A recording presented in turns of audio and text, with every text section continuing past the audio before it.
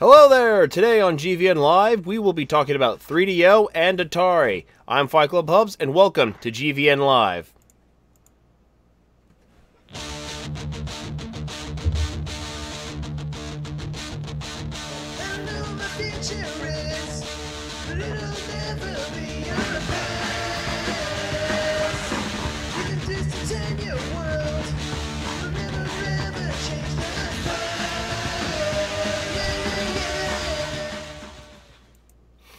So, welcome everybody. It is GVN Live, happening bi-weekly here on Mondays on Twitch and now on YouTube.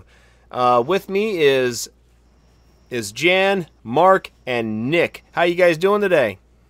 And gal. I'm fine. How are you? Sorry, I had to correct myself before you yell at me again, Mark. Listen. Don't be a dick. I'm not trying to be a dick. Don't be a dick. I'm not a dick. Anyway, moving on. So, how are you, Nick? It's been a while since we've seen you. I believe the last time you were here, you joined us for the... Oh, no, you didn't get a chance to join us for the award show. So we missed you there. Yeah, scheduling's hectic anymore, but I'm doing all right. Yourself? I'm fabulous. Jan, how are you? I'm doing well. Too many games, too little time. Yeah. Sounds like, yeah, the biggest problem every day. And Mark, how do you feel today? I mean, I'm okay. I slept a lot. It was nice. I enjoyed it. What's sleep? I don't know. Sleep is the thing I do because I don't have kids. Oh, rip. Must be nice, motherfucker. Wow. Anyway, We're just gonna start. It's yeah, fine. we're starting Don't worry off. about it. This is a nice raw start. Speaking of raw, let's just jump right into our first topic at hand, and let's talk about Atari, the company that just doesn't seem to have an identity this day and age. They want to do this, do some of that. They want your money. More importantly, apparently there was this thing I wanted to originally talk about, which was this crowdfunding shenanigan that they wanted to port roller coaster. Okay, now I'm having problems saying it. Damn you, Nick. Yeah, it's not as easy as you think, ain't it? I did it just fine. You caused me to start stuttering it. Now, Roller Coaster Tycoon, they want to port it to the Nintendo Switch. Now, originally they didn't specify which version it was going to be ported. Was it going to be the mobile version of the game, or was it going to be the classic version of the game with just a remade touch? However, Nick, you said that this is actually not the case. It's not really a crowdfunding. So, what is this? So first off, a start engine. This is apparently an entirely original game. So it's not going to be a port. It's not going to be anything like that. It's I mean, it's Roller Coaster Tycoon. You know, the fundamental stuff is still going to be there, but this is going to be a completely different game compared to the mobile free-to-play version or any other previous version before it.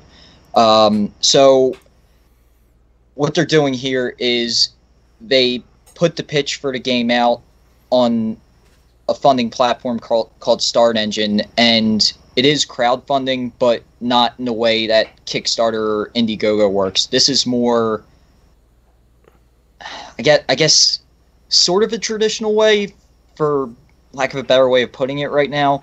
Like investment capital, shit like that.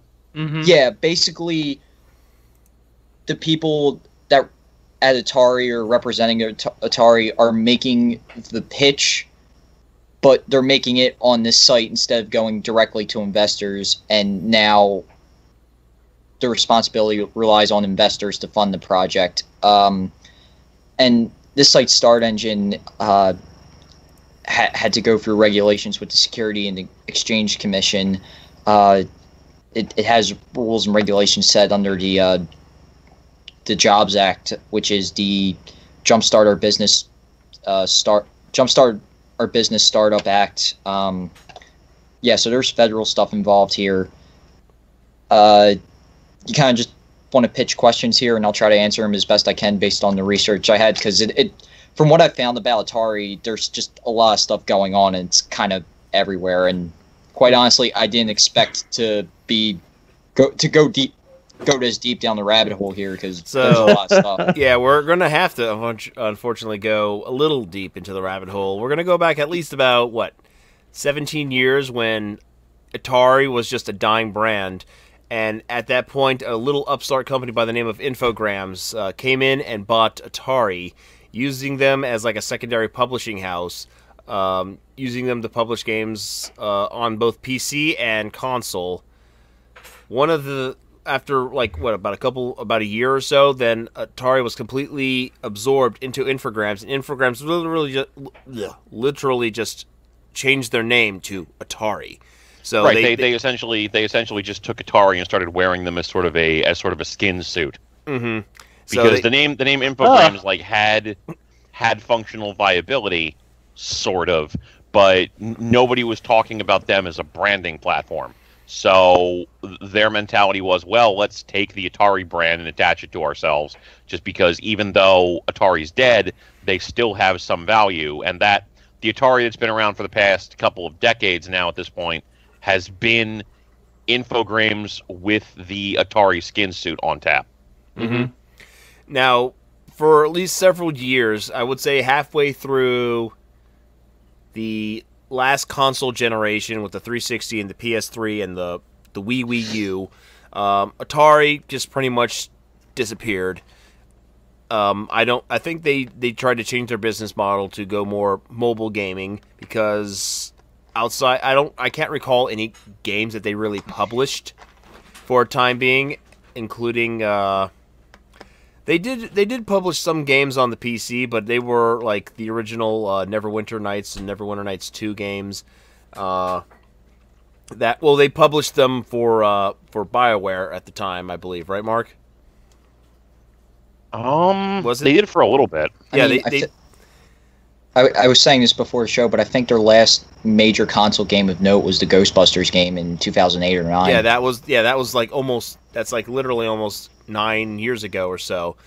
The last game of significance, pretty much, from them, and after that, they kind of went into this state of limbo. Infogrames just almost dropped off the face of the planet, and then at some point, I think they sold the Atari brand name just to some random investors that were up in New York City, and they were trying to figure out what to do with it. And I think in that period of time, they started releasing these grab and go gaming peripherals, plug and play video game like things with like 10 to 20 Atari games on a little controller that you plug into your TV or whatnot. If I know they still do that. I went to Toys R Us not too long ago, and I saw like the little little mini arcades with like 5 games in them.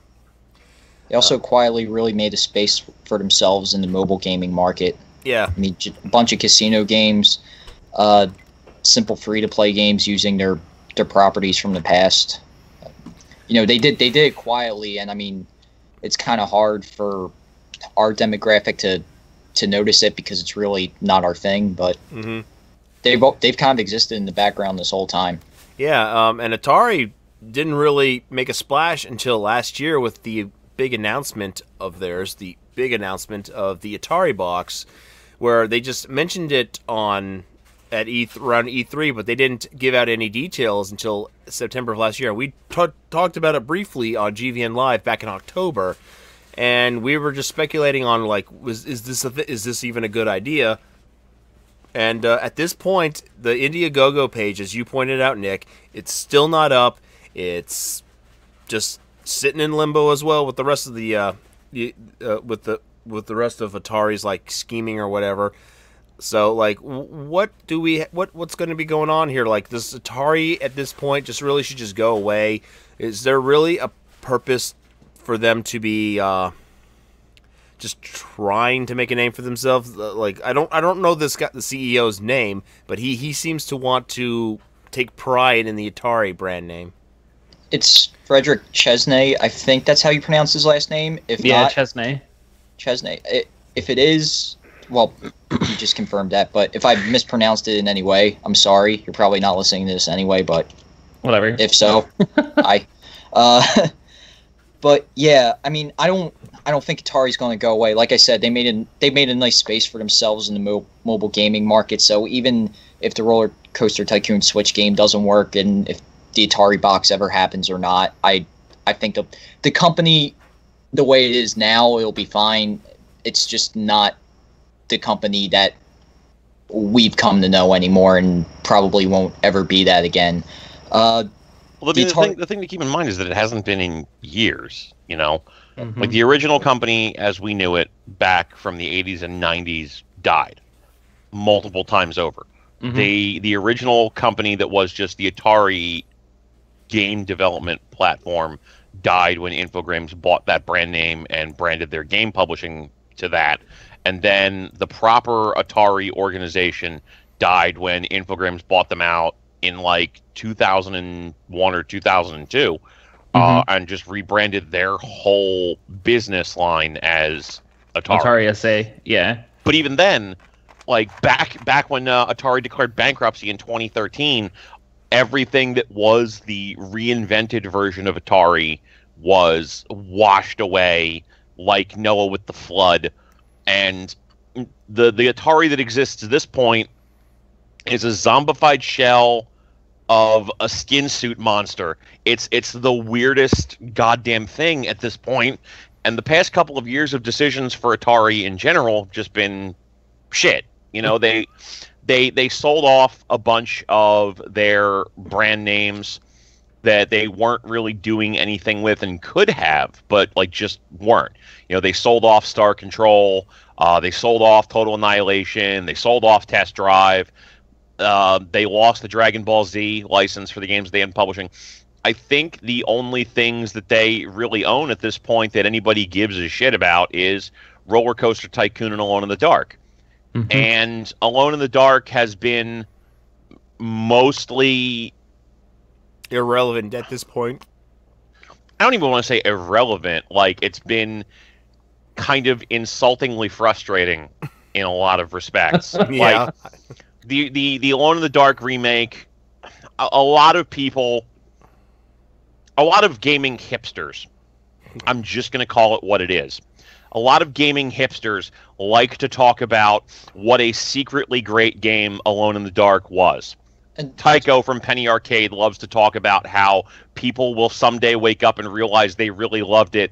And more recently, H. Bomber Guy has been talking about the fact that it's generally a good game. Listen, fuck off. That game is terrible.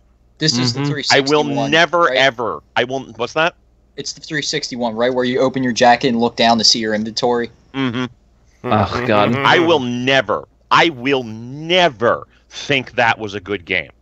The absolute best that I will give that game is that it came up with a couple of innovative concepts, but Dead Space did most of the shit that game was trying to do way better than Alone in the Dark ever could have.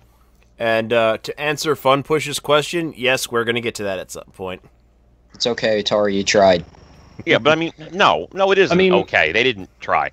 Especially not with the most recent one, Illumine the Dark Illumination, the third-person shooter that they did. Like, I barely was even aware that came out until I saw Sterling do a video on it, and holy shit, that game was terrible. That was like the worst version of a horde mode game I think I have ever seen. And it's just, what they're doing now is just like, this is like the third or the fourth time they're trying to reinvent themselves at this point. It's just kind of ridiculous, honestly. What were you going to say, Jan?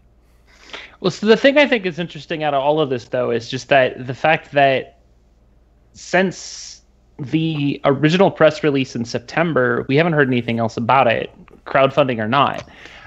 So much to the point where a lot of people just flat out forgot it was even a thing until they just started announcing recently that they were starting to get into other side projects, such as getting into Atari tokens, I think is what they're calling it, which basically is a cryptocurrency. Mm-hmm. It's like, oh, hey, everything, is crypto now, so we might as well just go do cryptocurrency for Atari. Why not? That seems like the thing to get us back in the limelight.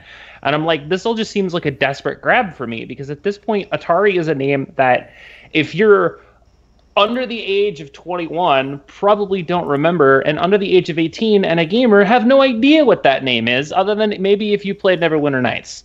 And, a lot of times you get to a point where you start hearing these older companies who are coming out of the woodwork from, ages past who may or may not had a massive hand in the original fall of the, in the 80s, was a reason why people were just kind of looking at this going, why do I want to play 8-bit games when I can go play 8-bit games on my computer? Why do I want a box that sits on top of another box that I've got 8 of, like the NES and the SNES Classic?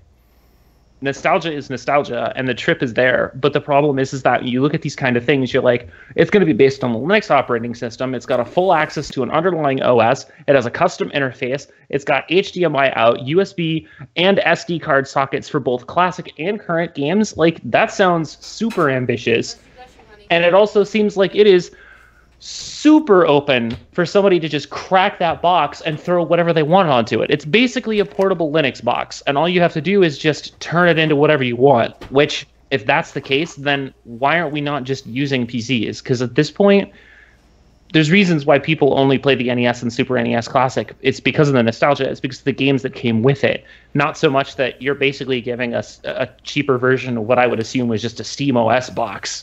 Well, that, and we can also rip our games very easily, or put more games on the systems very easily for the NES and SNES Classics, whereas, like, who also wants to waste the time of trying to, like, debug and hack into an Atari box or a Steam Link or whatever just to play more games? It almost, now that I'm thinking about it, it almost seems like they wanted to make a Steam machine back when that was a thing, and that they were going to get in on it, but now it's that fell apart, and they were left with the plans and went, do we still make one? Yeah, speaking of Steam machines, like, that took off, didn't it? Really well. I mean, I think their heart was in the right place, it's just the execution. I get the idea of wanting to make a more affordable PC, it's more console-like, but yeah, to get back to the idea of the Atari box, I mean, it's also bizarre, too, because one of the selling points is having access to a huge back catalog of all the Atari games, but at the same time, they just released the Atari Vault on Steam, which is just the collection of all those Atari games. And I mean, it's a potentially $300 box for access to the Atari back catalog, which is probably worth, like, what, $20-$30 maybe? I mean, people worked on those games, and at the time those were groundbreaking because we didn't know what video games were yet, but now... This to me feels like it's a grab. It's just a grab. That's all it really is for them. I mean, my biggest thing about this, though, is, like, this really feels a lot more like... they had the idea of what they were trying to do with the Jaguar, and then they put out that giant controller that's the same size as a tablet computer. They decided, hey, we're just going to sell software. We're just going to stick our name on games. Well, most of those franchises got sold off to other companies. I mean, Bandai Namco doesn't even have anything to do with Atari anymore. That's the reason why they're the ones with the Dragon Ball Z franchise instead of Atari. There's a reason why no one cares about this. It's antiquated. It's like saying, hey, I got this great idea. We're going to put a TurboGrafx 16 and then we're going to slap a disc on it and make it so that everybody else gets CDs just like that. It's like, hey, Sega's doing it. Let's make it for the TurboGrafx. Hey, that's a great idea. Let's make that for the Jaguar. Oh, hey, that's a great idea. Let's make this thing called the 3DO. What the hell was that thing supposed to be? I mean, everything was basically the same idea. Someone's taking the technology that everyone thinks is popular and is trying to cash grab on it. And they're not doing it in a very intelligent, and they're not doing it in a very quick manner. Because in a case like this, if you're going to dev a brand new console that's a box, like the SNES Classic or the NES Classic, like, at this point, the hype is so gone that all you're doing is trying to, grappling hook onto the back of the train and hope you don't get ran across the stupid tracks for half a mile. Yeah, and I mean, not only that, like the main thing that's kind of frustrating about all of this is Atari is a brand at this point that is most notable if you're going to attempt to release a nostalgia console that is most notable for stuff that was made in the late 70s / early 80s. Nobody is particularly jonesing for retreaded Lynx games. Oh, because I want to go back and play E.T. Let's do that for $300. That'll This never seems like be a in there. really good idea, right? Come on, everyone wants to do that again. I'm gonna. Well, not only that, like they Pitfall. couldn't even put E.T. or Indiana Jones on there for like the novelty of saying play two of the worst video games ever made because like Disney owns those licenses at this point and isn't going to let them publish that. Oh, look, we're going to let you re-murder the franchises that are so beloved again because, you know, that giant debacle about you dumping all of the carts in New Mexico wasn't already a bad enough an idea. Yeah, so like they're not going to allow those games to even be published at this point. So it's like nobody's jonesing for Lynx games to be brought back to the forefront. Nobody is jonesing for Jaguar games, especially because all of the notable Jaguar games are games Atari didn't even develop in the first place. Like, one of the most notable games for the Jaguar is its version of Doom. Yeah, but that's not an Atari game, so that's not going to appear on this platform. No. So, you're talking about, from a nostalgia box perspective, the games that anybody gives a single solitary fuck about are going to be from the 70s, from the 80s. And the modern stuff, Atari doesn't even own its own license for a lot of that anymore. Like, they can't put their test drive games onto this box because they sold that brand. They can't do the Matrix games. Mm-hmm. Well, those were licensed from both the whatever the Wachowskis distribution group is from the movies, and from Sega, or whoever owns the digital distribution rights at this point. Isn't it like none of the stuff. I think it was Warner Brothers. Warner Brothers, yeah. Yeah, but isn't Cryptic supposed to have a hand in that somewhere too? God. Somewhere. Enter the Matrix is sitting right over there. I can check it, but I don't really want to move. That one's published by Sega, I know, but they can't publish any of their licensed games at this point. Yeah, like that. I mean, they're all just dead. The DBZ games dead. The Matrix games dead. You can't touch any of that. But I'm talking about their in-house owned games, like Test Drive and so on. They can't even release those games because they sold them off to other people. So it's what? Half your library is just gone. So that leaves us with what? Baseball and Pitfall? Ooh, I'm going to spend $300 for that. Pong. Yeah, and like the Alone in the Dark games, and it's Pong. Oh. So from a nostalgia box perspective, it's DOA. From a game playing box for your PC, okay, but any other platform that has already tried to do that has pretty much bombed. Like, the Steam box is not a thing anybody gives a shit about as a concept at this point. The only good thing to come out of that was the Steam Link, and I don't even know how many people have that aside from me. Right. And then, of course, there's the Ouya, which nobody remembers at this point. Or cares about.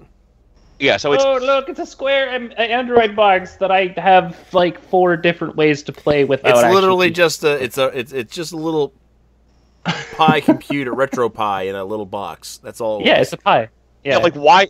And it's just the question of why do you need $300 for this? What is this going to do that I can't already get?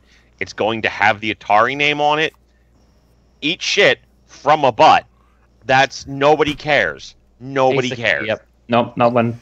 They also said they would bring in third-party games too, but I mean, you're looking at games like Minecraft and Terraria, games that are on every system already. But so they're already selling their soul off to Microsoft. So I think that's the way to go. You're not going to get the AAA games too. I think they already mentioned that. But yeah, it's just a very bizarre thing where you look at it and go, who is the market for this? I'm not sure it exists.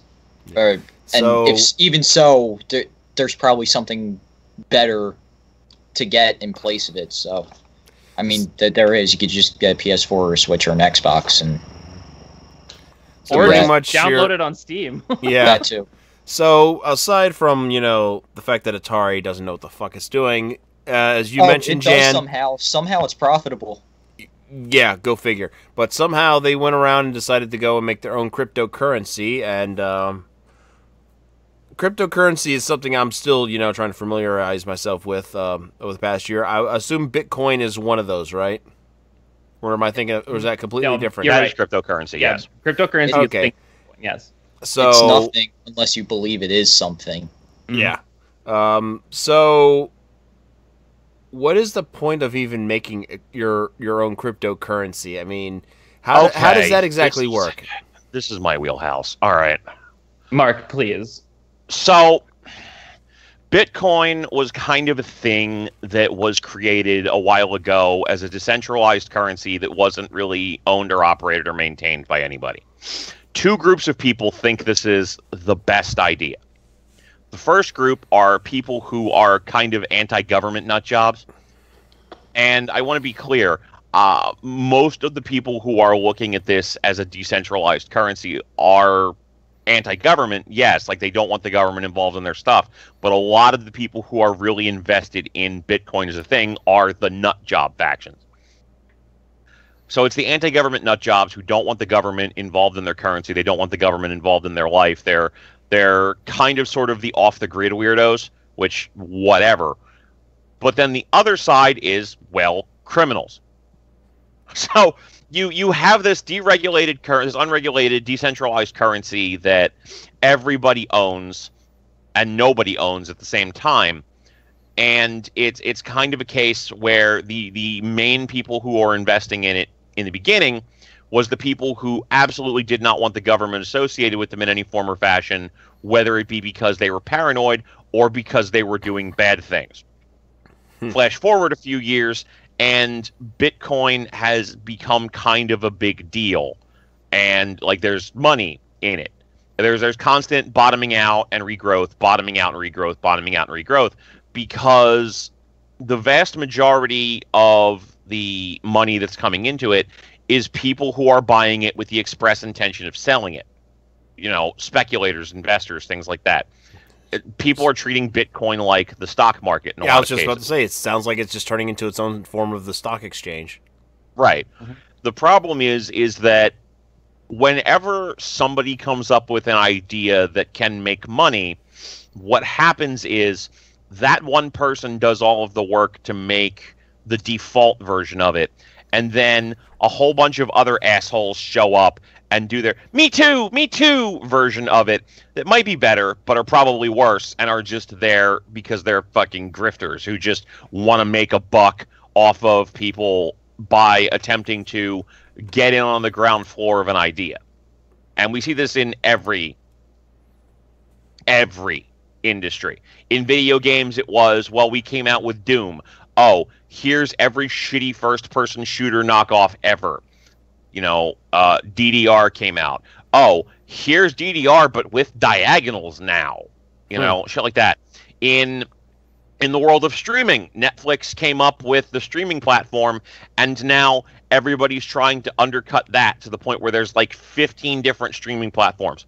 YouTube, who is also trying to undercut the streaming platform, comes up with, you know, the video service, and then you've got every single video hosting service out there trying to be the next YouTube, to the point where now Twitch is trying to be the next YouTube. Twitch does video game streaming, and then everybody decides to do video game streaming. The point is, you come up with an idea, it's successful, 80 gajillion assholes also want to do it.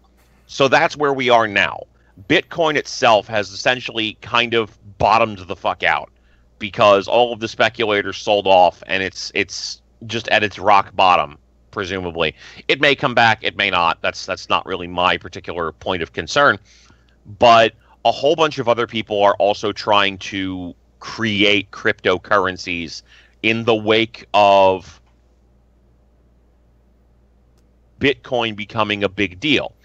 And the problem is that Bitcoin itself is at least sort of backed up by something, which is like the blockchain decryption methodology. A lot of these other cryptocurrencies are basically just backed up by fucking hopes and dreams, more or less. And it's just grifters trying to get in on a quote-unquote cryptocurrency so that they can take their money and run. I'm not saying Atari's doing that necessarily, but I am saying that we have no idea what their end game is at this point. All right, so what are they planning on doing with this cryptocurrency of theirs, Atari? Okay, so they mentioned plans about it back in December, and this is the first time they're actually expanding on it. So they're teaming up with another company to make it a thing, which is it's kind of what they've been doing with a lot of their stuff. They just find another company to work with on it and make it a thing. This is called blockchain, and what they're going to do is the currency will be dubbed the Atari token, and it will be used in a lot of their online casino games as the currency used to gamble with.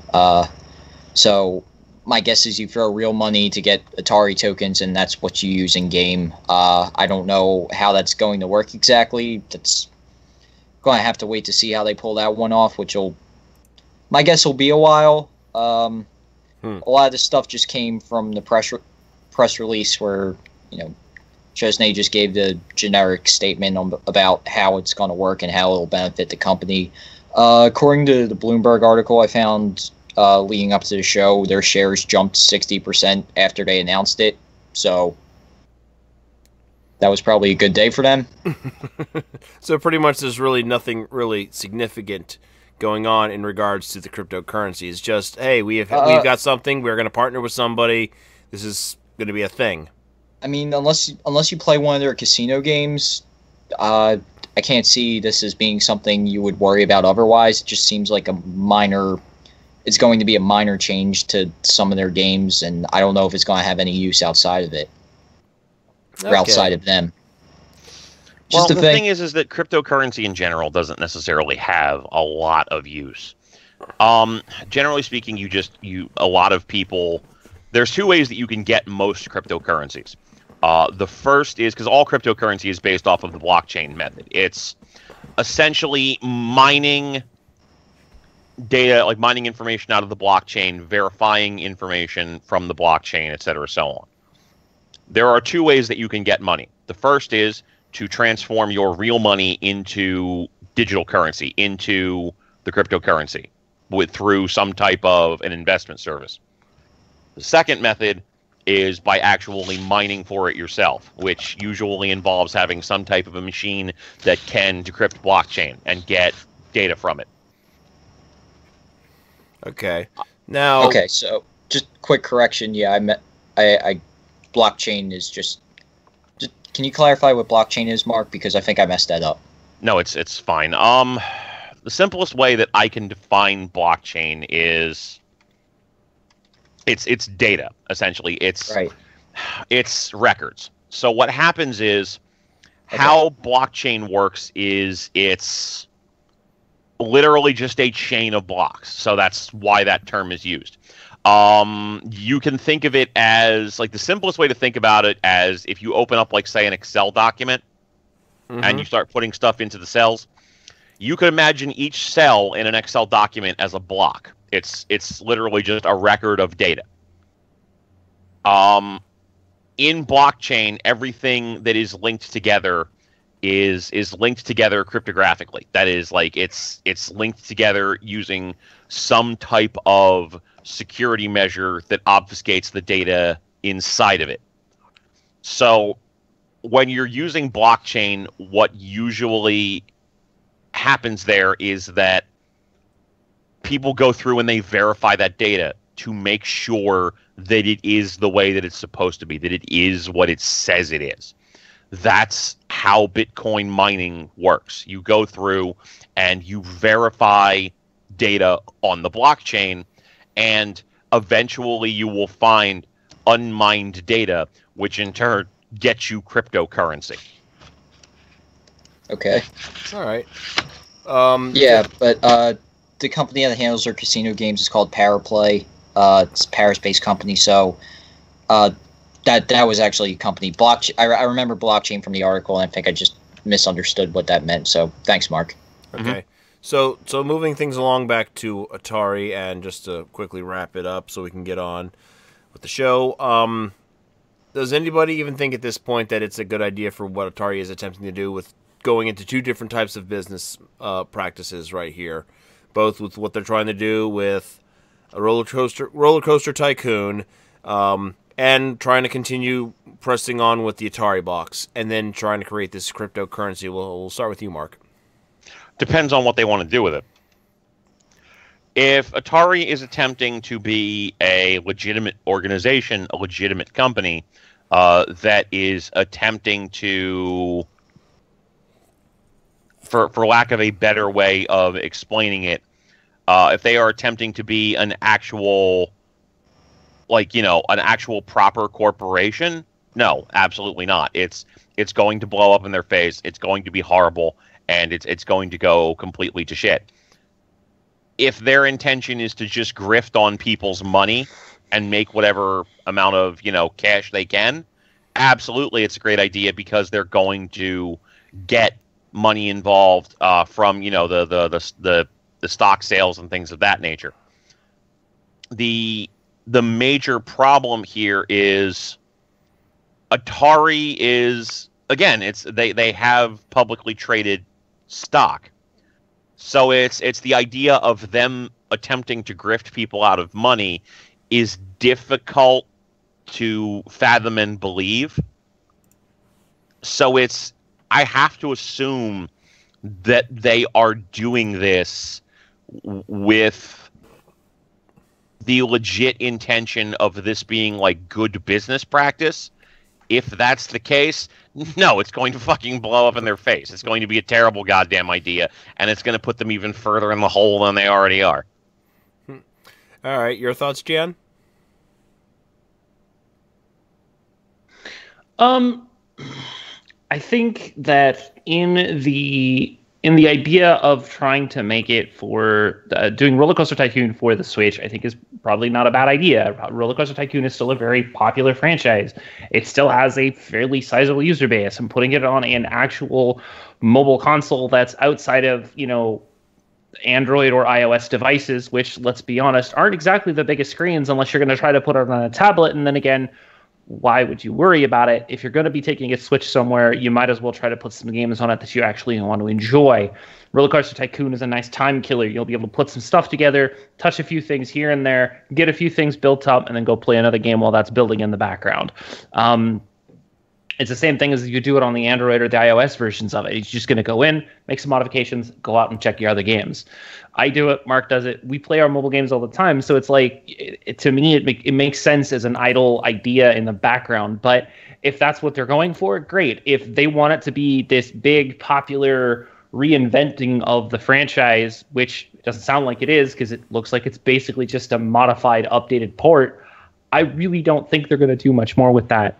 If they're going to try to release a console, though, if they're going to try to go into this cryptocurrency stuff, it sounds like to me they're just reaching. At this point, it sounds like you got a bunch of 70-year-old board members in some sort of a back office looking at the internet and basically going, that looks like a thing we should do. So does that. Everybody, go put your resources into these things. This is popular with the kids these days. This is what we should be doing, too. Like I said earlier, to me, it feels like a cash grab, and to me, it feels like all they're trying to do is get onto a train way later than everyone else at the very back end of it, and all they're trying to do is to not fall off the back end and basically go, look, guys, we're still relevant.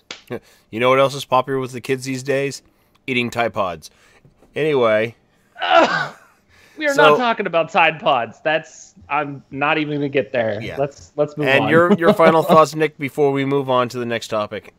Yeah, so, the Roller Coaster Tycoon thing, I don't think it's a bad idea at all, just because, I had friends growing up that loved that game, and, I'm sure it still has its fans out there, and, there are the mobile games now that I'm sure are getting played a bunch, so getting it on a Switch, yeah, go for it. And it appears the Start Engine campaign, the minimum goal was $10,000. It reached it. It has $47 and some change right now with 63 days left. So it looks like it's going to happen. And even then, there's a Polygon article that goes into great detail about how this whole thing is going to work for Atari. I'll drop the link in the chat in a second. But the CEO said that the game was going to happen either way. It's just the Start Engine campaign is a way for the company to just find an easier way to fund their games with minimal risk. The Atari box, that Indiegogo campaign was supposed to launch a long time ago. I don't know what's going on with it, because you can go to the page, it's live, but you can't do anything with it. All you can do is sign up for the newsletter to get the notification for when it goes live. So we're coming up on what's supposed to be the initial release window. Expecting word about the delay any day now, if it happens at all. I'm starting to have my doubts. We'll say this though, I kind of like the look of the box itself from what they've shown. It looks kind of cool. I mean, it's sleek. I'm not gonna lie, but it's like it's sleek and it's got everything the else. I appreciate. So was the Ouya. Yeah, but the Ouya didn't have wooden panels, so. Oh, sorry. I'm sorry. Yeah, I want that good So what you're classic saying late 70s vibe. So what you're saying is it's basically the minivan of consoles. Sure. Or Gotcha. or the mom and dad station wagon. Whoever designed that console knows where it's coming from, so I appreciate that little touch. That's a nice aesthetic touch, I thought, at least. Yeah. There's just researching what Atari's been doing the past few years. Again, according to this Polygon article, which I think was a pretty good read, but there's just something that's off about the whole thing, where apparently the company is profitable, but I look at it and go, I'm not sure how. I guess the mobile gaming space is really keeping them afloat, but I don't know. There's just something off that I can't really put my finger on there. It just seems like the people running the company carry the Atari name with more nostalgic weight than it actually has. And I guess that's the root of it. Mm-hmm. All right. Well, thank you guys so much. We dug deep into, making this topic what was going to be like a small... weird, man. It is. It was a small conversation that somehow grew into this really huge discussion, all because of a little bit of research that made the issues look that much bigger. So we did do a company name drop earlier in the program, and that of course is 3DO. They are the next topic of conversation here, and it's more of a retrospective and talking about whether something they did was a good idea, bad idea, and I'll start it off. So 3DO is a company that was founded by Trip Hawkins, former founder and CEO of Electronic Arts from the 90s. He left EA around about 1991. He founded the 3DO company, as it was actually called, and he had ambitions of starting his own video game console, which became the 3DO. Kind of almost reminds you of back in the day in the 80s when everyone referred to the Nintendo system or Sega Master System as, oh, go play your Nintendo, like, the ignorant bullcrap. So, having 3DO as the name of your console is kind of weird, especially when your company's name is 3DO. But anyway, yeah, so moving on, they decide they want to do something completely different with the way they market the 3DO. They decided to license it out to multiple video game companies. Some of them is Gold, Panasonic, and I forget what the other name of the company is that they licensed it out to. I think there was a total of... There was 7. So it was LG, Matsuhita, which is also now Panasonic, AT&T, MCA, Time Warner, and EA. Yeah. They licensed out their system out to that many people, and they thought it would lead to a better profit margin being able to license the hardware out to all these people. The system launched in 1993 for the low price of $6.99. Ooh, that was a bargain, wasn't it? They did have a lot of backing for the system, though. They did have Electronic Arts backing them up. They had a couple of others, like... trying to think of... I thought I had a list here of other companies that backed them up. Yeah, screw it. I'm not going to look for it right now. But they had... The concept of the system, if you look at it, was a loading bay multimedia system. The most common one to find was, of course, the one that was put out by Panasonic, and they had 2 models of which they made. The system had a loading bay, or a open top CD drive. It had a controller that was modeled after the 3-button Sega Genesis controller, and only had one controller port. However, you can daisy chain the controllers together by plugging them into each other. That was a dumb idea. Oh my god! I own a 3DO too, that. and I tried playing a multiplayer game. It also acted as it was supposed to be a multimedia system, so you could play VCDs on it, regular CDs on it.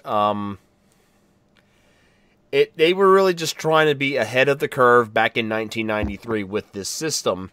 They had competitors at the time like the Philips CDI, and I guess what was the name? God damn it! Why am I drawing a blank here? The name of the big disc, Laserdisc. Laserdiscs. They were competing with them at the same time, so it was like 3DO was literally like trying to be the all-in-one box that Microsoft tried to make the Xbox One today. Games, videos, music. However, despite the fact that it had decent support and had some okay games, the problem was they went up against 3 of their major competitors, which was Sega, Nintendo, and now newcomer Sony.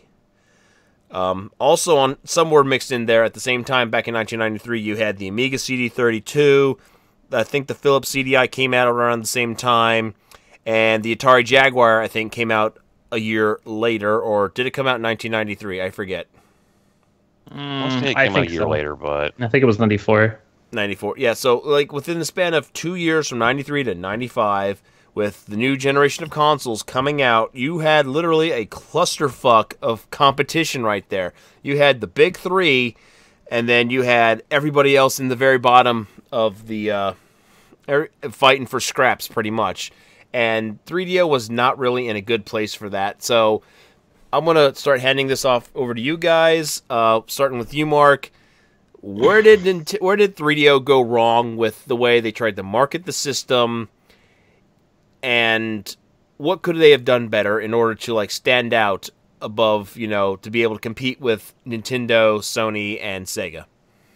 Well, I mean, like, attempting to follow SNK's business model of we have a good product, people will pay money for it no matter how much it costs, is never going to be a particularly viable business practice, especially because there just wasn't really any long-term value in it for the consumer.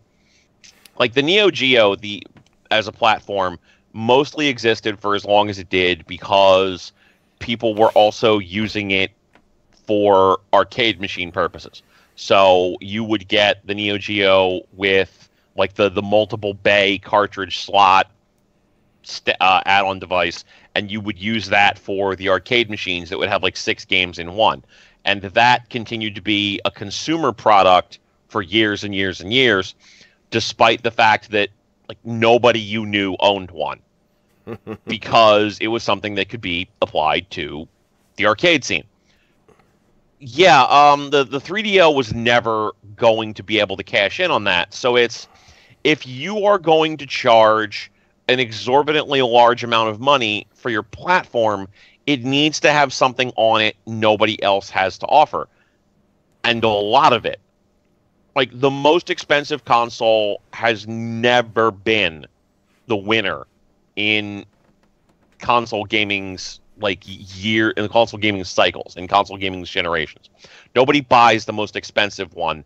They generally buy the one that's the first, that has some games on it that they want to play, that is reasonably priced.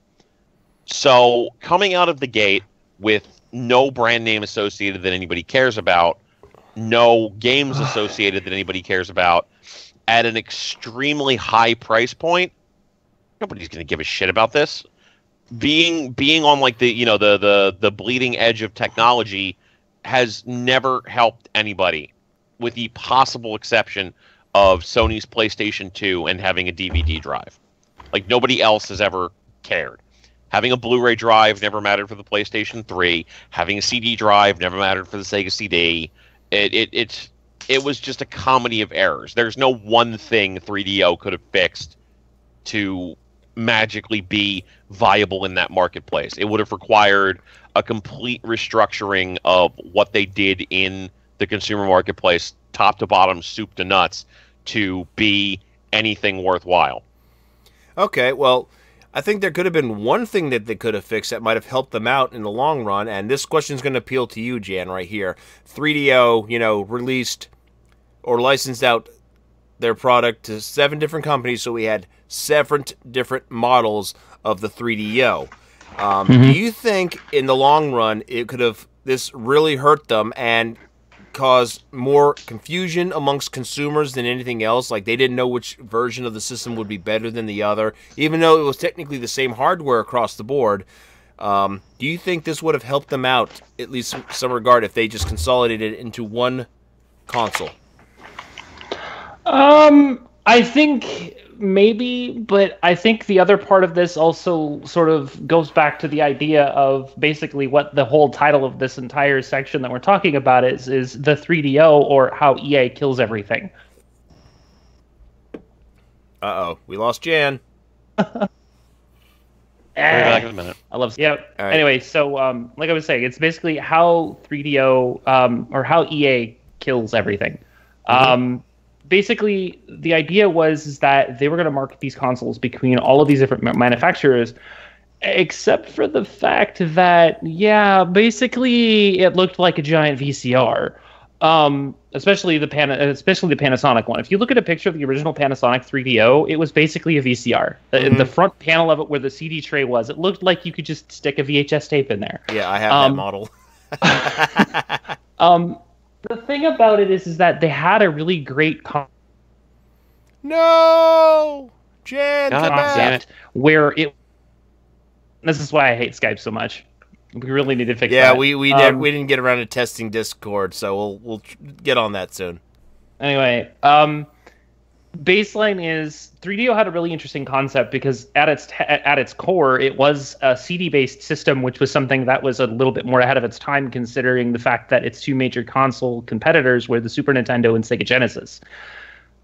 The fact that this basically was the same price as both of those consoles combined really didn't help its anything.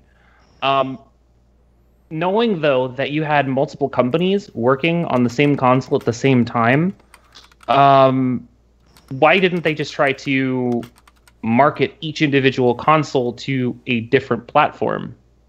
It doesn't make a lot of sense to me. Well, in the long run, it wasn't more about what the console provided, more along the lines of that they had 2 major game franchises that came out in the long run that made a hell of a lot more money for them versus the actual hardware itself. And I mean, that really puts to me the idea of, you make it further in, you've got, and I'm pretty sure that I'm saying this in basically anyone who knows anything about gaming. There are 2 games that 3DO helped to either develop or publish in some fashion that to this day hold massive roots in games, so much so that you say these names, you know what I'm talking about. And that's Heroes of Might and Magic series and Meridian 59. One of the oldest and somehow still alive MMORPGs on the planet. One of the very first. It's still in the hands of its original game developers, so that's probably part of the reason for it, is they still care about it. They still want it to, survive. Still not sure how RuneScape's doing it either, but that's beside the point. But when you really look at it, how they're like, 4 years down the road, we're going to make another generation of the console. We're going to call it the M2, and they sold it to Matsuhisa for $100 million. They finally broke a profit at 1.2 million over the second half of 96. They're like, fuck it, we're not going to worry about consoles anymore. We're just going to dedicate ourselves to the software. And I think you're going to see other companies at the exact same thing, that where Atari did it, Sega did it. It makes sense that eventually you get to a point where you saw where the market was going, and they understood that. They're like, even if we had 9 consoles, we could have had 50 console versions. It wouldn't have mattered. The console was doomed because we just didn't think about what was more important, the hardware or the software. And those companies have done the exact same thing. Let's just focus on the software going forward because that's what's making us money. And I do want to note that I think that the way that Panasonic, or the 3DO brand in particular, but the Panasonic version of it specific as compared to all of the other versions, kind of answers the question that people keep having of why are consoles proprietary? Because, like, you see that conversation come up kind of all the time at this point, where people are like, oh, why don't we just have one universal console? And, like, what's the point of doing this, that, and the other thing? Why is there exclusivity? Why don't we just make all the consoles work with one another? And I think the 3DO brand kind of answers that question in a lot of cases. Exactly. It's everybody wants their consoles to be the PC marketplace. I just go out and I buy whatever console, and then I just play it. And game consoles don't really work that way. People don't want to have to research about their console before they go out and buy it. Like, what's it going to be compatible with? What's it not going to be compatible with? What's it going to do? What's it not going to do? There's going to be instances where this console is going to be squeezed out of the marketplace. If there's 8 different people making the 3DO, but the Panasonic version is the only one that people really remember, because all of those other versions basically never made any kind of significant dent in the marketplace. You're eventually going to end up where there's going to be 1 or 2 people selling those consoles anyway, and the rest are going to get squeezed out, or they're not going to be any good, or whatever. It's a neat idea, but it doesn't have any real practical value at this point, just because you can't enforce quality standards if you want to have people involved. Like, sooner or later you're going to have to either insist that they make it a certain way, or you're going to have to let them just kind of bone up your platform. It's not a great way to do console gaming. As much as it sucks having these semi-exclusive platforms and not being able to play with your friends because they bought a different system from you or whatever, having a Sony and a Microsoft and a Nintendo all make the game box, and it's the same basic platform but to their own specifications, would be 100 times worse. So yes, it's a green screen. I just got distracted by that question. What were you going to say, Jen? In that vein, though, I think the 3DO itself as a console probably could have survived a lot longer than its cycle. I would assume until at least the N64 or the Dreamcast at some point was basically... if they'd had let all of those other companies come together to make one console. In a case like this, instead of having each person make their own console, which had its own quirks and failures, trying to put all of that technology together. If we've got some... who did we have in here? You've got LG and Panasonic. That's hardware. AT&T, they could have put in some sort of, digital communications aspect to it. Time Warner and EA, that's software. MCA, I mean,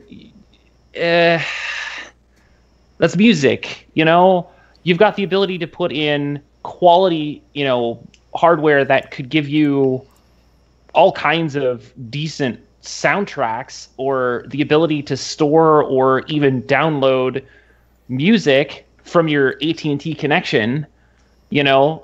Something like this was like a dream come true, but then they just were like, now everybody go do what you want. And it's like, this was a bad idea. I mean, that's a dream team of companies to try to come together to make one console. And if you try to put all of those different companies on their own version instead of one version, it would have just ended up a lot better. I mean, and especially since you've got 3 really powerful games, 3 really powerful franchises that were either developed or published by your company, it makes sense to me that this is something that you could really put out to the masses and have it be something that could be a far greater system. Now, of course, the system failed, but 3DO was at least going to try and trudge on for a little bit. They had in development a second console called the M2, which unfortunately amounted to nothing because 3DO started to change their focus. Like you said, they started going towards more the console and PC publishing sort of side of things. They brought out Meridian as their first MMORPG. They started the Army Man games, which were published on the PlayStation and PlayStation 2. And they eventually just gave up on the M2 projects. I believe they sold everything M2 related to Matsushita, which to was Panasonic, yeah. And Panasonic ended up basically scrapping that entire project. But they used the research that they did to put the chipset into various vending type machines, like ATMs, coffee machines, stuff like that. It was really weird. It is weird. So 3DO has eventually became a third-party publisher, but that didn't eventually last for them because the company eventually went under in 2003, a couple years after the release of the PlayStation 2 in the North American market. Or wait, was it the 2000 or 2001 that it came out in the United States? 2000. End of 2000. All right, about 4 years after the release of the PlayStation 2, which is pretty much when their franchise is starting to go stale. People didn't really care much about their Army Men games because, well, let's be honest, you can only release the same game so many times. Oh yeah. I mean, but theirs was stale from the beginning, though. The Army Men games. They did have, of course, they did release some games for the Nintendo 64, which was the Battle Tank games, which I remember having a lot of fun with. I'm trying to look here. They had that baseball game that you really liked, High Heat Major League Baseball, Nick. I didn't like it, but yeah, they made those games. The problem was, no. Here's the thing: I knew about those games, but I never played them because here's High Heat Baseball, but also here's World Series Baseball, which has the ESPN presentation and the better graphics. So why would I want that game when I could have the cooler looking game? I mean, what game's going to appeal more to the 10, 11-year-old at the time? Yeah, and of this course, game or the game that's got ESPN in it. And of course, they had their biggest franchise, which was the Might and Magic and the Heroes of Might and Magic franchise, which you mentioned earlier, Jan. Mm-hmm. So at some point, the company had to kick the bucket. Let's see here, as a third-party developer, I'm trying to figure out. Also, MVP Baseball was a really good baseball game too, so they had to compete with that. That's true. That is true. They so had to it was compete around with a lot of people. He ended up filing for bank Chapter 11. I think it was in May of 2003. Mm-hmm. And at that point, they laid off a bunch of dudes. They didn't pay them for it because what are they going to do? They sold off a bunch of their IPs to Microsoft, Namco, Crave, Ubisoft. It was around that point. I mean, think about what was going on in 96 to 2003. I mean, we're looking at still a really solid PC series of games. The Super Nintendo and the PlayStation 1 are still things. And it's the same year, 96 is the same year that the Nintendo 64 came out. Sega's got its Saturn console, which is doing fantastically well as a disc-based system in Japan. Well, maybe not so much in the States, but you're looking at a lot of stuff that started hitting around that time frame. Mm-hmm. Jump forward to 2003 when everything's going sideways for the company. You've got people selling, people merging. Yeah. In fact, as a matter of fact, the early 2000s, I'd say pretty much during the entire PlayStation 2, Xbox, and GameCube era, there was a bunch of things going on. You had, like you said, companies merging. We had Square and Enix. They merged. Yep. That was the big one. You had Namco and Bandai merged together. Mm-hmm. Sega got bought by Sammy. You had a lot of the pretty much the landscape of the gaming company or the landscape was just changing for companies all over the place, and you were either closing up shop like 3DO did, or you were being bought by a bigger property like Atari was by Infogrames, which we mentioned earlier. So it was like they just couldn't, I guess, adapt to the atmosphere that was going on at the time. Exactly. Well, I mean, another really big one too was Valve was basically releasing its first stable version of Steam back in 2003.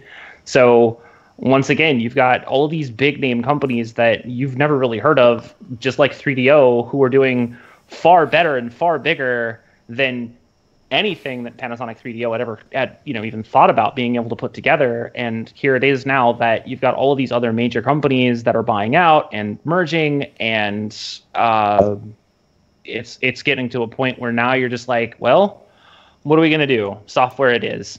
Now, well, I mean, it comes down to a case of a lot of companies were not prepared for the transition from what gaming was in the 80s and the early 90s into what gaming became in the mid to late 90s and beyond. Like, a lot of companies, as was noted, ultimately end up being merged into other companies because they just couldn't compete. On top of like what you guys have mentioned with Square Enix and so on, like, Sierra ended up merging into Vivendi and then ended up being merged into Activision Blizzard and so on and so forth. Mm-hmm. Like, again, Activision and Blizzard are all part of like one big amalgamation at this point. It's ridiculous.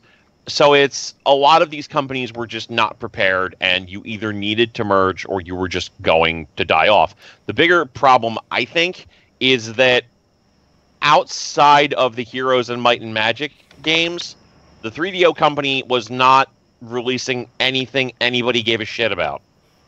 Like, the Army Men games were fine in the beginning. Towards the end of their corporate cycle, nobody cared about the Army Men games. Nobody cared about Sarge. Nobody cared about the lady from Portal Runner. Nobody cared about any of that. Like, most people did not play those games. How many people do you know own Go Die Elemental Force? I do, because it's bad. But like, how many people do you know who played that outside of like, people like me who are like, ooh, terrible games? Ooh. Nobody gives a shit about that. And that's the thing, is you specifically have a platform at this point. You specifically are a publisher who is trying to survive on your own. You need games people want to play, and they just didn't have it. They didn't have anything anybody gave a damn about. They were not making good games, and that's going to be a lot of the end results of these conversations. Is that eventually it comes down to, oh well, these companies had like name brands that were worthwhile, but they just weren't making games anybody cared about, because a lot of those games just weren't good. Okay, so here's a question. I'll give this one to Nick because you were practically born when the system came out, so... Yeah, can I just bring up a few things that weren't really mentioned, though? Yeah, sure, go ahead, and then I'll ask my question. Yeah, so, I mean, Janice mentioned already that there were a bunch of different manufacturers for the actual system and different iterations of it. That was actually a big reason why it cost so much, because 3DO itself wasn't making the console. It was Panasonic at first, and Panasonic had to turn a profit. So since Panasonic couldn't make a profit off the games, they had to do it on the system itself. So that's why it originally cost $700. That was one thing that always really frustrated the hell out of me as a concept. Like, Sony had their own internal R&D group, so they were able to just make their own console, and they could just handle the research, they could just handle the development, they could just handle the release, etc. But with Panasonic, you would think that wouldn't be a problem. But yeah, if they're trying to sell something at a profit and they don't own the actual...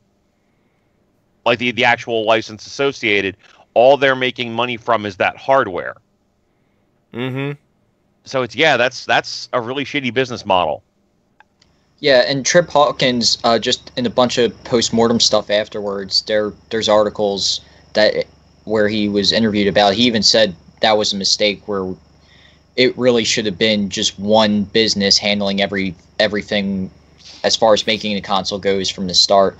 Another thing, too, was, I mean, just by looking back on stuff, apparently this thing was a pain in the ass to make games for, which is why its launch was kind of botched, because there were a lot of games that were supposed to be out at launch but were delayed, and it seemed like there were manufacturing issues, too, as far as supplying retailers with the system from the get-go.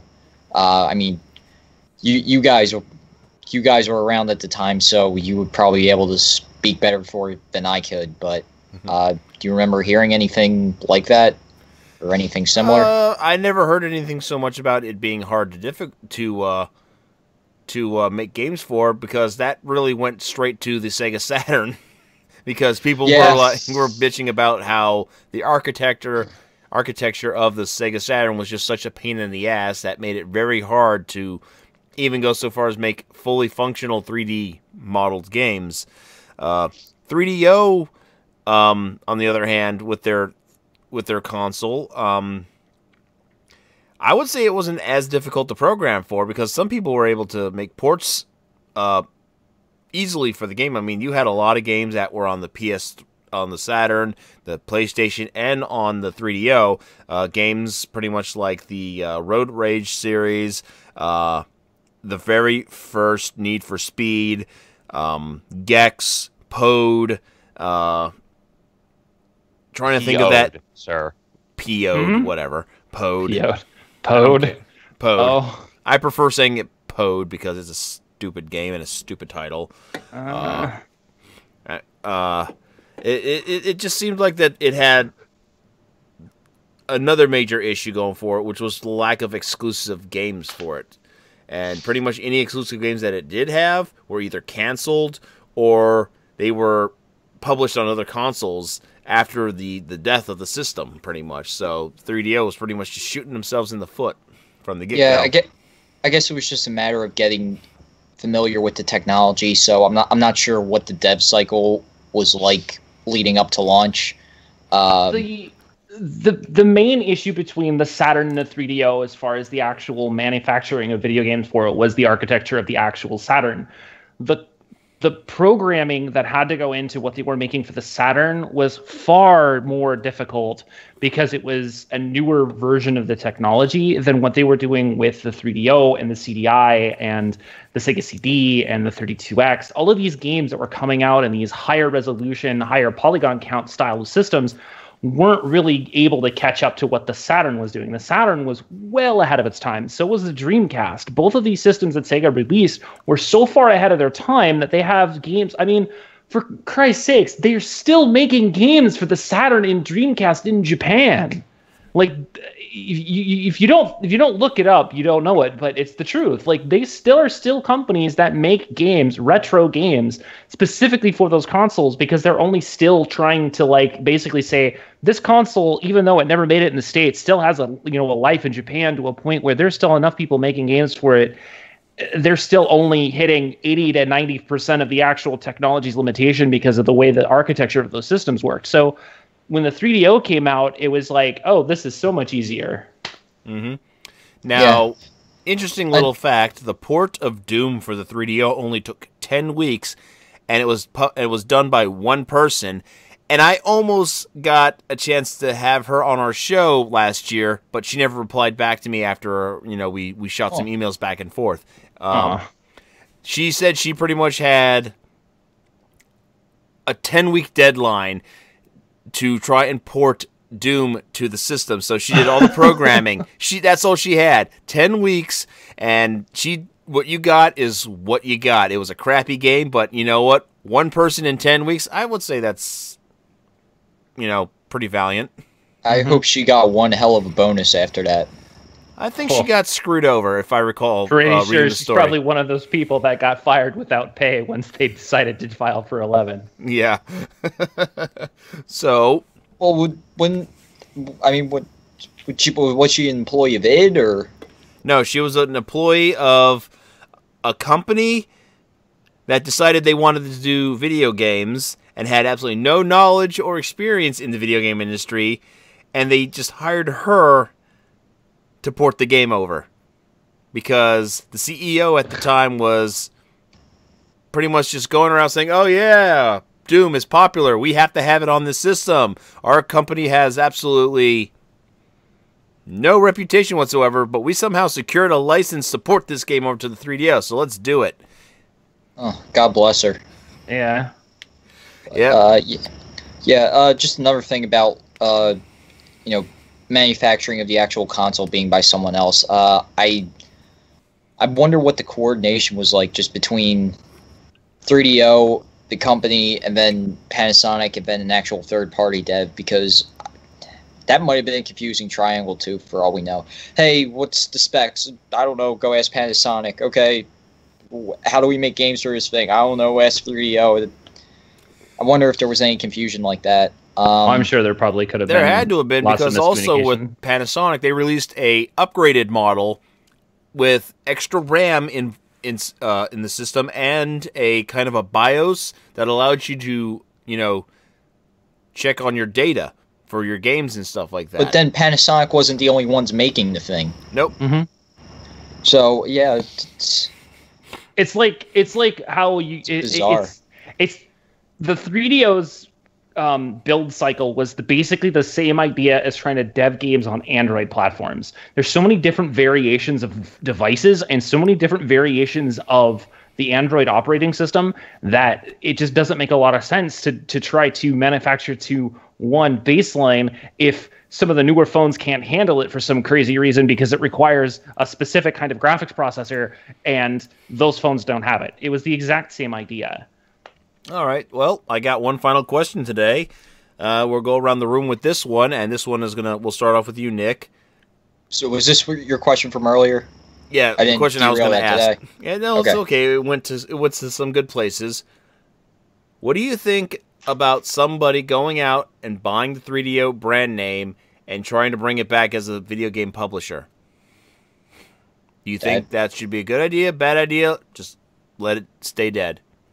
The 3DO name honestly means nothing to me. I don't want to sound harsh, but yeah, you say 3DO, I'll go, oh, that thing that came out in the early 90s that was like $700, and then just leave it at that. Because honestly, before tonight, I couldn't even tell you a game that came out on that system. All I knew about was that baseball game. Yeah. That's about it. It's...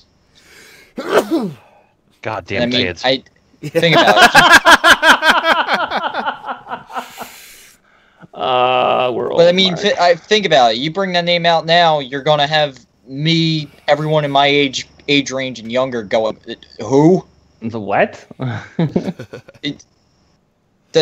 There's nothing really there. I mean, you can bring it back, be like, we're 3DO, okay, cool, and then they start putting out all these awesome games, which would be a long shot, but definitely not an impossibility. Then yeah, it's a different story, and people will be saying, oh, the new 3DO is great, but I mean, I don't think there's plans for that to happen, and I don't think it will happen. Okay, how about you, Mark? What do you think? Is the name even out there? Huh? Yeah, that's right. The 3D what now? Is the name even out there for grabs? It might be. Mark, same question applying to you. I don't see any particular need to reinvent the 3DO name, to revive the 3DO name, just because, honestly, it's not a brand that anybody really misses, I don't think. Like, at least with a brand like, say, Acclaim, etc., so on, things of that nature, there was a certain amount of, things are great-ish. Like, that there were certain specific things that were good. There were certain specific things that at least some people kind of cared about, maybe.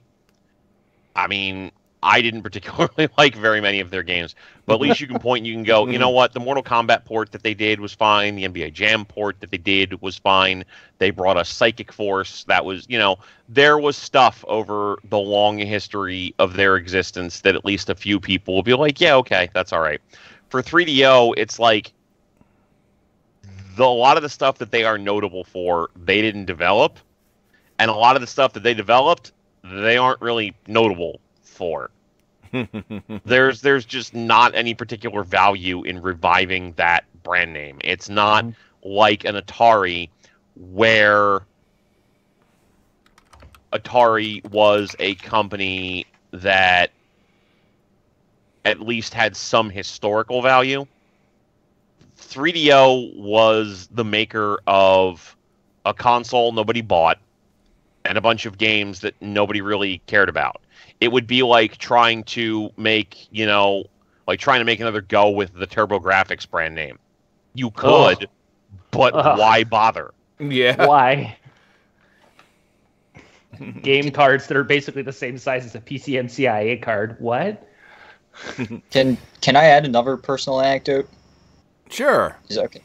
So now that I'm thinking about it, I don't think even when they were making PS1 and PS2 games, I don't think I've ever owned a game that 3DO has had any involvement in. And quite honestly, like, I knew what the 3DO was, but if it wasn't for remember G4 and that show Cinematech they had? Yeah, That was a good show. That just showed game trailers on loop, but it didn't matter what time they were from. They just showed a bunch of them in just one show and called it an episode. Mm-hmm. Yeah, if that show didn't take 3DO trailers for games, I would have had no idea what the 3DO was as a kid. That was the only way I discovered it. Would have eventually caught on because internet, but yeah. Oh, well, now last question G4, is over. teaching kids about games when the internet wasn't fully there yet. Well, I mean, I think the biggest condemnation against the 3DO brand at this point is nobody has tried to bring the Army Men franchise back. Or any of their other significant franchises, like Battle Tanks, or You think Disney who's the would company step that in if they owns tried? the Might and Magic franchise? oh, I don't remember who has it Because anymore. didn't I'd they have to release the look it Might up. and Magic X on Steam a couple years ago? That's Ubisoft did that one. Yeah, Ubisoft. Yeah. Okay. But they published Well, that- it. And that game but was that good. was- That game was good. Right, but that was a different part of the franchise. That wasn't the Heroes of Might and Magic portion. That was just the Might and Magic franchise, which is a side of that. So I thought the Might and Magic was just the standard franchise, and the Heroes was the side right, the expansion. Heroes is basically a side story of the Might and Magic franchise, but the Might and Magic main games are owned by a different group that was not the same team that was working with 3DO to make the Heroes New of Might World and Computing. franchise. Yes. There we go. Yeah. So anyway, yeah, just going off to Oh. you, Jan. Your final thoughts of a brand revival? Look, we don't need an Atari box. We don't need another 3DO. Honestly, these companies were just old and outdated, and really the only two things that I honestly can say that the 3DO company even did that was a positive for the gaming world was the release of the Heroes of Might and Magic franchise, which still holds a lot of credibility and a lot of weight, and a lot of people know these games. And the fact that they were basically the first company to basically tell, hey, look, you got to rate your games because people are buying these games and they don't know what they're doing with it. Back in, was it March of 94, they had a guidance system that was basically four. It was E12, 17, and AO, basically letting you know, hey, these are games that are going to be appropriate for this age range, but they left it to the companies who made the software to actually put those ratings on the packages. This is only months before the ESRB is actually founded, which was back at that point in September of that year. So they basically gave us a very interesting starting point for what the ESRB became 8 months later, a year later, where everybody now has something on there from ESRB basically saying, this is what the game is all about. This is what the game is going to be. This is the age range we think is appropriate for you to be able to get this game. Does that mean everyone follows it? 50-50. Is it still a good thing that we have it on these games? Yes, absolutely. Because there's still going to be plenty of times where people are, if the ESRB hadn't have been made and if 3DO hadn't really paved the way for something like that, the ESRB would have been totally different. Useless fact, by the way. The 3DO was the only console during the 90s that had porn games on the system.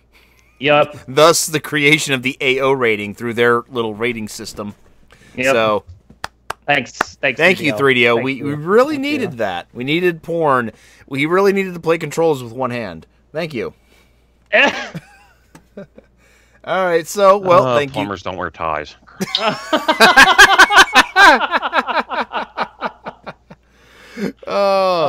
Anyway, so there you go, for ladies joystick and just gentlemen. doesn't That happen. was a fun conversation. Look back at the company that was 3DO, 91 to 2003, RIP. With that, I will say this real quick. The next show will be March 5th, 9 p.m. Eastern. Of course, you'll have to do the thing on your own to wherever you live.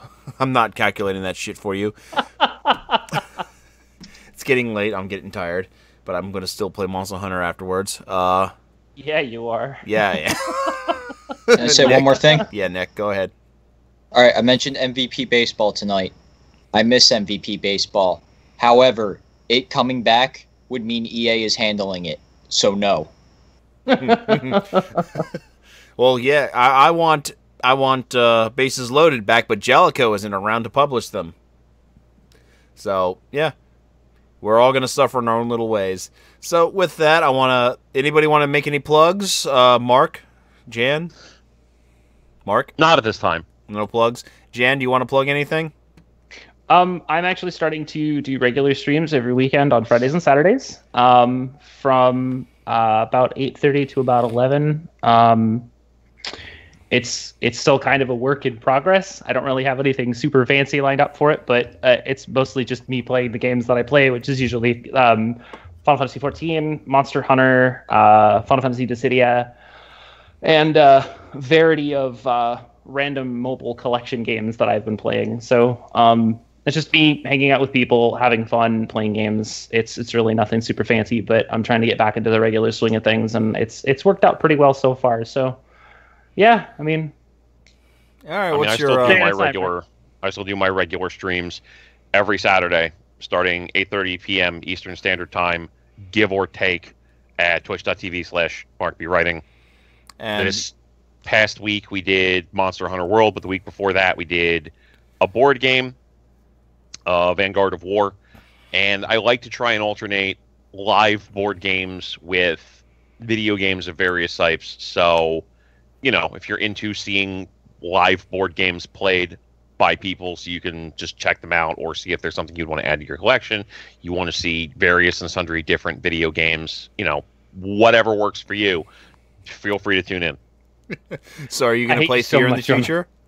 Yes, I've had a few people starting to tell me that I should be doing horror games, and that because of that, my reaction is perfect for said things. Thanks, Mark.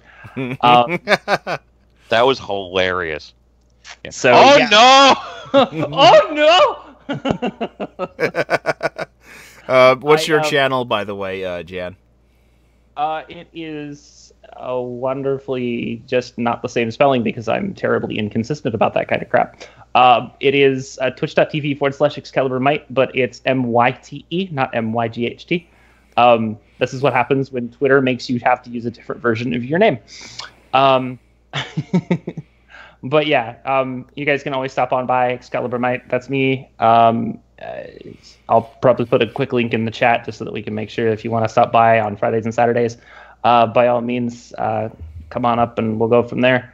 Like I said, I'm probably going to start working on horror games at some point in the near future. We'll see what happens, I guess. I don't know. We'll figure it out. And just how don't about stream at the same time that I'm streaming, or I'll have to kill you. He was very nice about it, at least. Look, we co-stream. It's not a big deal. We were both playing the same game. It worked out that time. Yeah. I'm not co-streaming with Five Nights at Freddy's. I played that game already. I don't need to play it ever again. No, I'm not even going to touch that game. Get that. What about Planet of the I'm absolutely Polterzoids? going to make sure that you stream that fucking thing. I'm going to give you every one of them. I got a game I'm going to give you, Jen. You'll probably get a good laugh out of it and get scared at the same time. Oh, good. This is fine. Everybody give me 4 games so that I can start playing those here soon. That'll be fun. Nick, you seem to be getting left out here. What kind of things would you like to plug? Follow my Twitter for my dumb bullshit if you want. Since so casually. I don't really have anything else to plug otherwise, so I will say I'll plug a game and say play Freedom Wars on the Vita if you can. I just started playing that game again recently, and it's a Monster Hunter clone, but it's a really good one, and I think it's one of the standout games on that system. I agree. I definitely agree with that. That game is really weird, but really interesting. It's a good game. I like it a lot. I really like the setting and the world it established. I'm honestly surprised that Sony didn't bring it over to PS4 since they did the same for Gravity Rush. I mean, Gravity Rush deserves it, don't get me wrong. That game's really good too, but surprised they didn't do it with Freedom Wars because that game needs more attention than it's gotten. Deserves it. I think we'll see. It's good.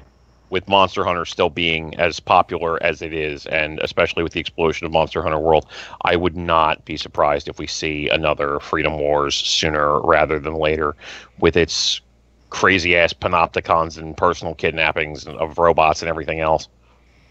Yeah, and a million-year prison sentence That that was you just gotta some work weird off. shit I heard. It is a very weird take on the Monster Hunter concept, on the hunting action concept. If you take more steps than you should, your jail sentence gets 10 more years tacked onto it. It's nuts.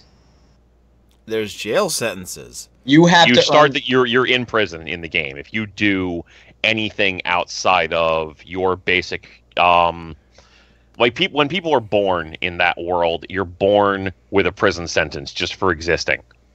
And then as you exist through life, you do things Sounds like that can a North Korean increase or decrease concentration it. camp.